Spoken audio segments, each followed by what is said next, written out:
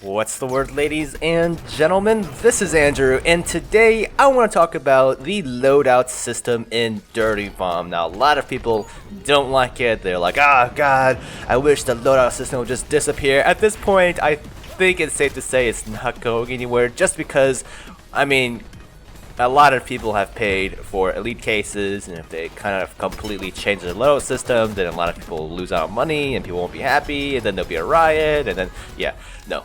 From what I can see, the loadout system is here to stay. Now, was it a good idea to implement the loadout system in Dirty Bomb? In my opinion, I actually really like the concept, the idea. The implementation is a different story. But when I first started off on Dirty Bomb and trying to figure out the game and being all like, whoa, this game is awesome, I don't know anything about it, I saw the loadout card system. I was like, what the fuck is this? Why can't I add a reflex scope on my M4? Why can't I put a forward grip like any other game? But then I realized, duh, like, they're trying to be different from any other game, which is cool in my opinion. I appreciate that Splash Damage tried to make Dirty Bomb, give it like a unique way of customizing your character, and to this day I still appreciate it because the loadout system, in my opinion, introduced me to a lot of different weapons, different types of weapons, different augments that I would not have normally used. I mean, burst rifles is a perfect example of this. I would have never have used a burst rifle if I just didn't happen to get a burst rifle loadout card. So, do I like the system? Yes, I like the idea, the concept. Do I like how it is currently implemented? Yes and no. So, I think it's implemented okay, but it could be a lot better. And could be a lot better, meaning the RNG is where it kind of starts to come in play. Some of the loadouts aren't completely balanced. You know, you have the 3-3, which is so ridiculously powerful for sparks. But then you got, like, literally a direct downgrade in the form of, what's the number? I don't even remember. 281 Technical Agent, right? It's got 2 out of the 3 perks, and then it's got cool. I'm like, why? That is like a direct downgrade from the 383. Why would they do this?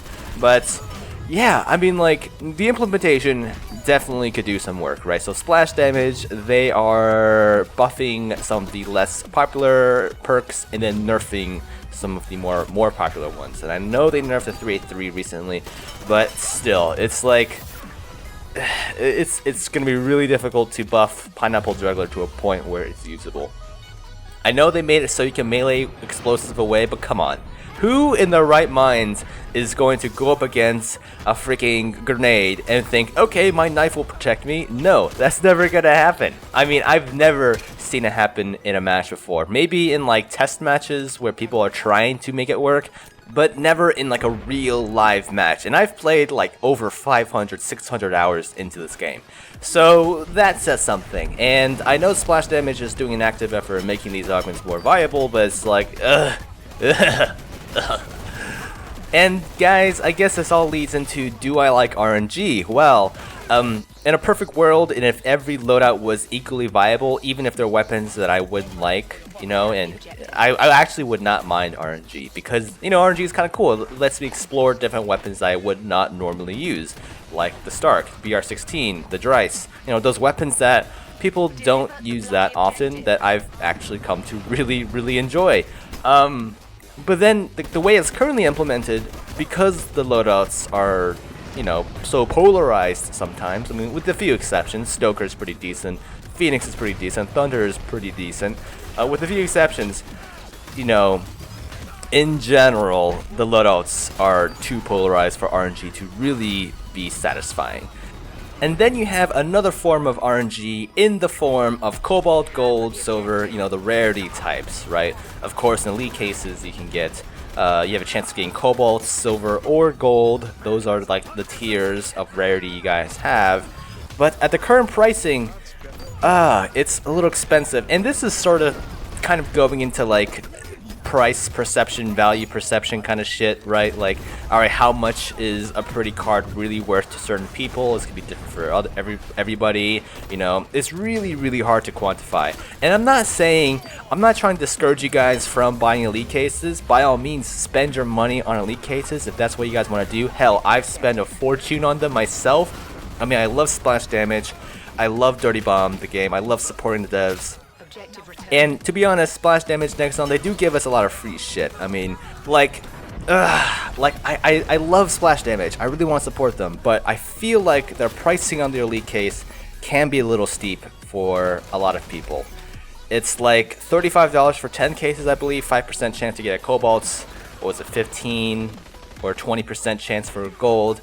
I mean, I just feel like it can get a little expensive, which is fine, right? I mean, it's fine if it's expensive, so long as we leave feeling good about it, right? I mean, that's sort of the point, is kind of to make your customers feel good about a purchase so they'll come back and buy more.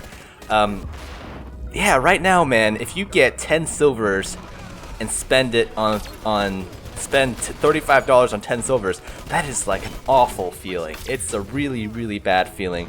And yeah, I've been there. I've seen it myself. I've seen other people have that sort of luck. And you know, it is bad luck. And to some degree, as a buyer, you kind of have to think, all right, well, I'm spending this $35 on a chance. You know, there's a chance it can go really well and a chance it can go really poorly.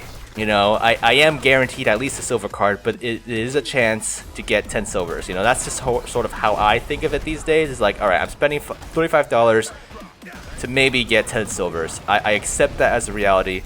I take that as my own responsibility. You know, I kind of have to coach myself before buying these cases. But in my opinion, maybe it shouldn't be that way, right? Maybe Splash Damage, I don't know if you guys are watching this, but maybe you guys could introduce something where if you spend $35 in the game, you know, and you know, I understand you guys gotta make money, but hear me out on this one. If you're spending $35 on the game, then you get a guaranteed 11th case where it's a guaranteed gold or cobalt, say 70-30, 70% gold, 30% cobalt. I think that's a reasonable compromise, you know. I think that's a reasonable compromise, keeping the rarity of golds and cobalts. Considering, like, I honestly think that most golds and cobalts get, like, destroyed anyways in trade-ups and trade-ins. I definitely don't think it's going to affect the rarity of cobalts or golds that much. I feel like the benefits of it are going to outweigh the costs. The benefits, of course, being a happier customer base, more returning customers, maybe more new customers, right? If you think about it, the Containment War, the What the Dickens events, they all offered a bonus case that guaranteed a special card, you know, and those were really good. So I feel like the Elite cases could do something similar to help boost sales. And so that's just sort of my opinion, guys, on, of course, the loadout system, the RNG system, and the RNG for the rarity system. Sort of three separate things here, and sort of my solution to some of those things. I hope this video has been helpful to you guys, sort of opening your eyes to maybe a different opinion. If you have a different opinion from me, let me know down in the comments what you guys think, and until next time, I'll see you in the next one.